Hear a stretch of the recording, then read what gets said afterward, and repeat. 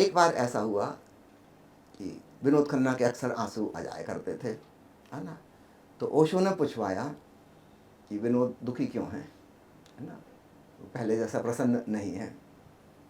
तो विनोद ने जो उत्तर भेजा होगा, है ना, कि पत्नी बच्चों की याद आती है।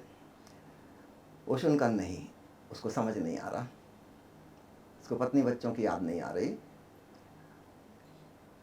अमेरिका आने के पश्चात उसका जो प्रतिद्वंदी था अमिताभ बच्चन, वो एमपी बन गया है, राजनीति में चला गया है। उसके प्रति इसके अंदर अनकॉन्शियस माइंड में डीप जेलसी है, विनोद को नहीं पता।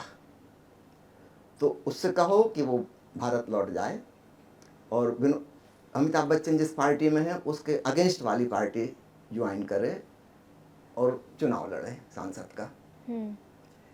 जब विनोद को एक खबर आई तो फूट फूट कर रोने लगे, छाती पीट पीट के कि नहीं ऐसा नहीं है, मुझे राजनीति से क्या लेना देना, मैंने तो कभी सोचा ही नहीं है, मुझे तो अपने बच्चों की याद आती है, पत्नी की याद आती है, इसलिए। ओशो ने कहा कि नहीं, तुमको समझ नहीं आ रहा, तुम अपने कॉन्शियस माइंड ऊपरी तल की बात जस्टिफिकेशन दे रहे हो। हाँ। तुम्हारे भीतर पीड़ा है, तुम्हारे चेहरे से नजर आ रहा है कि तुम प्रसन्न नहीं हो, है ना। तुम समझ रहे हो वो सुपरफिशियल माइंड है तुम्हारा, जो लॉजिकल और जस्टिफिकेशन दे रहा है कि पत्नी की याद आ रही है, बच्चों की याद आ रही है। उसका तुम्हारे डीप अनकॉन्शियस में, अंधेरे में छुपी हुई बात जो है वो मैं तुम्हें बता रहा हूँ। तुम अमिताभ बच्चन के प्रति जेलसी छुपी हुई है, तुम जाओ और चुनाव लड़ो उसके अगेंस्ट में। तो ओशो के कहने पर ही वह आया, उसने बीजेपी ज्वाइन की, चुनाव लड़ा और जीता भी। संयोग की बात है कि जब गुरुदासपुर में जहाँ वो रहते थे पंजाब में, मैं भी वहीं के आश्रम में रहता था, वो उसी जिला में माधोपुर एक जगह है नदी के किनारे, रावी नदी के किनारे, वहीं मेरा आश्रम था। तो उनसे मुलाकात होती रहती थी। तब उन्होंने कहा मेरे से एक दिन कि ओशो ने सही बात पकड़ी। मुझे नहीं पता था ये कि मेरे अंदर क्या छिपा है, ये जहर छिपा था, राजनीति का जहर, है ना। और ओशो ने पकड़ा और कहा कि तुम इसको करो, नहीं तो तुमको समझ में नहीं आएगा कभी, तुम जो समझ रहे हो बिल्कुल ना समझिए, you are in a misunderstanding.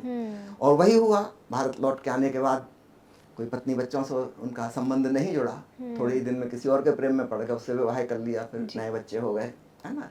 तो विनोद खन्ना ने फिर स्वीकार किया इस बात को कि ओशो ने सही बात पकड़ी, मैं बिल्कुल मिसअंडरस्टैंडिंग में था। उन पत्नी बच्चों से मेरा नहीं था इमोशनल बॉन्डेज एनी और, है ना, वो तो किसी और से बन गया। और इस राजनीति में जाके अब समझ में आया कि इसको पाके भी कुछ नहीं मिलता, इट इज़ जस्ट यूजलेस, है ना।